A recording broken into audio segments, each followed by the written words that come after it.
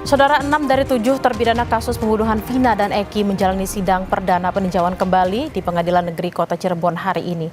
Pihak kuasa hukum menyatakan telah menyiapkan sejumlah novum atau bukti baru. Kuasa hukum terpidana kasus Vina, Otto Hasibuan, menyebut sidang PK hari ini akan dijalani 6 terpidana terlebih dahulu, sementara 1 terpidana lainnya yakni Sudirman baru akan menjalani sidang PK pada 25 September mendatang. Namun pihaknya akan meminta kepada hakim untuk menyatukan persidangan agar lebih efisien. Untuk sidang hari ini, pihak kuasa hukum terpidana telah menyiapkan novum atau bukti baru guna meyakinkan hakim jika 7 terpidana ini tidak bersalah dalam kasus Vina Cirebon.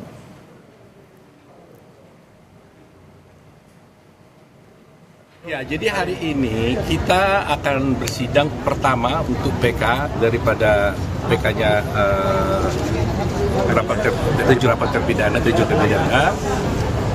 Sedangkan Sudirman itu sidangnya akan berbeda, ya.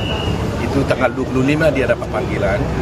Tetapi kita akan berencana nanti untuk coba meminta kepada majelis, siapa tahu bisa mungkin disatukan perkara itu.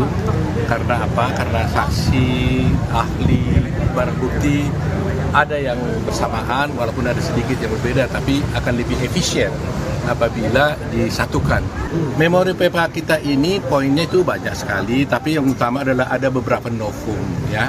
Ada novum itu adalah bukti-bukti yang baru ditemukan sekarang ini, yang mana kalau tadinya waktu perkara dulu itu ditemukan, maka putusan hakim akan berbeda, yaitu bisa memutuskan dia menjadi bebas atau dilepaskan dari tuntutan. Sebelumnya, saudara, mantan terpidana kasus Vina Cirebon, Saka Tatal, sudah lebih dahulu menjalani sidang peninjauan kembali pada 24 Juli hingga 1 Agustus lalu. Pengadilan Negeri Kota Cirebon, Jawa Barat menyatakan telah mengirimkan berkas sidang PK Saka Tatal ke Mahkamah Agung pada tanggal 30 Agustus 2024 atau hampir sebulan setelah berakhirnya sidang PK Saka Tatal. Namun, Pengadilan Negeri Kota Cirebon tidak dapat memastikan berapa lama putusan tersebut akan dikeluarkan oleh Mahkamah Agung.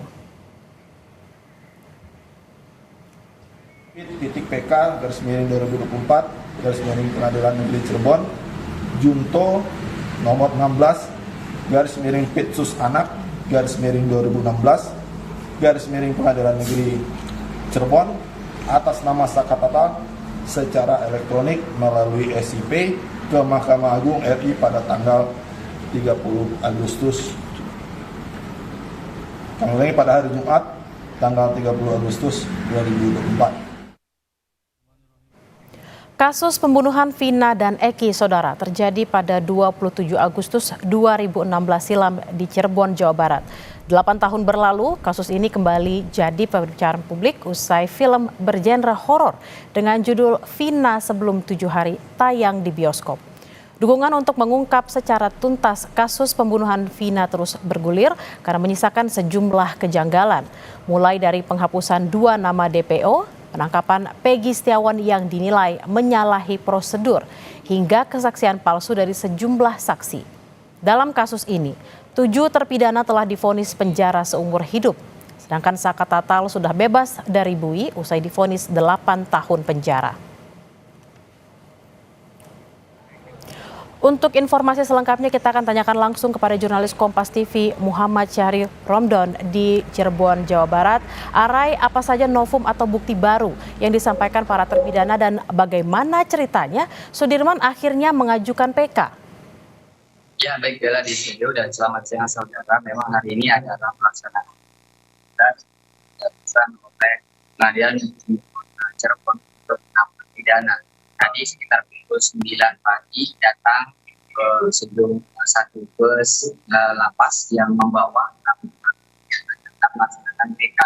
6 orang terpidana tersebut antara lain Hadi Saputra, Eko Ramadhani, Eka Sandi, Jaya Supriyanto, dan juga Rivaldi Aditya Wardana. Setelah datang di Pengadilan Negeri Kota Cirebon, kemudian mereka berada atau ditempatkan sementara di ruang tunggu Pengadilan Negeri Kota Cirebon, di ruang tahanan tunggu Kota Cirebon, dan juga didampingi sejumlah pengamanan dari tim lapas. Tak lama kemudian, sejumlah tim kuasa hukum yang diketuai oleh Oto Hasibuan mendatangi Pengadilan Negeri Kota Cirebon yang juga bersama beberapa keluarga terpidana. Oto menyampaikan ada beberapa novum yang disiapkan dan diajukan dalam memori PK yang hari ini akan dibacakan oleh tim kuasa hukum, dan salah satunya adalah kesaksian-kesaksian yang dahulu di tahun 2016 tidak pernah dihadirkan dan saat ini dihadirkan untuk memastikan bahwa 6 terpidana ini bukanlah pelaku pembunuhan seperti yang dituduhkan dan diputuskan di persidangan di tahun 2017 lalu. Kemudian tidak hanya tim kuasa hukum, beberapa pihak juga sempat menghadiri untuk menghadiri peninjauan PK yang dilakukan perdana hari ini. Bella, tadi sempat terjadi sedikit deadlock pada saat majelis hakim menginformasikan bahwa persidangan PK 6 terpidana berlangsung secara tertutup. Namun dari ketua kuasa hukum dari 6 terpidana, yakni Oto Hasibuan, menyampaikan kepada hakim memohon untuk melakukan persidangan PK ini secara terbuka dengan beberapa alasan. Bila melihat dari pernyataan hakim, sebelumnya hakim mengatakan bahwa ada pasal tentang asusila yang membuat hakim menganggap bahwa ini persidangan tertutup. Namun dari kuasa hukum terpidana Jutek Bongso yang menyampaikan konferensi pers tadi menyampaikan bahwa tidak ada alasan yang konkret karena pada persidangan di tahun 2017 itu diputuskan pasal 340 yakni pembunuhan berencana, dan tidak ada pasal asusila yang diputuskan di tahun itu. Dan juga mengingat di tahun 2016 menurut Jutek Bongso itu dilakukan atau persidangan dilakukan secara terbuka. Sempat terjadi skorsing waktu 15 menit dan kemudian baru masuk beberapa waktu lalu dan hakim akhirnya memutuskan bahwa sidang PK 6 terpidana dinyatakan terbuka untuk umum. Bella. Baik, sudah dinyatakan sidang akan secara terbuka, juga ada novum baru, salah satunya adalah kesaksian-kesaksian yang tahun 2016 tidak pernah dihadirkan. Lalu apa yang menjadi alasan Sudirman mengajukan PK, Arai? 6 terpidana ini memang sudah lebih awal mengajukan peninjauan kembali ke Pengadilan Negeri Kota Cirebon, mengingat mereka lebih dulu dipulangkan dari tiga lapas di Bandung, yakni lapas Jelekong, Banjai, dan juga Rutan Bandung. Kemudian tiba di lapas Kesambi Kota Cirebon dan dapat dihadirkan untuk menghadiri PK ini. Sementara Sudirman sebelumnya mendapatkan kuasa hukum yang selain dari Pradi, sehingga akhirnya Sudirman sendirian yang terlambat untuk mengajukan PK. Nah, kemudian pihak keluarga dan juga utamanya dari kakak Sudirman terus meminta kepada tim kuasa hukumnya untuk agar Sudirman dapat mengajukan PK, dan akhirnya beberapa minggu yang lalu Sudirman mengajukan PK dan diterima oleh Pengadilan Negeri Kota Cirebon dan dijadwalkan akan mulai melakukan persidangan pada sekitar tanggal 24 atau 25 September nanti. Meskipun demikian, tim kuasa hukum dari 6 terpidana juga terus meminta kepada majelis hakim agar menggabungkan Sudirman ke dalam sidang PK 6 terpidana ini, mengingat hampir keseluruhan saksi dan juga ahli itu sama, dan tentunya Sudirman merupakan satu rangkaian dalam satu berkas yang telah diputuskan di tahun 2017 lalu bersama para terpidana yang saat ini sudah melaksanakan PK sidang perdananya. Tentu keputusan majelis hakim apakah akan menggabungkan Sudirman ke dalam PK 7 terpidana ini atau tetap memisahkan, kami masih tetap menunggu dari penjelasan majelis hakim.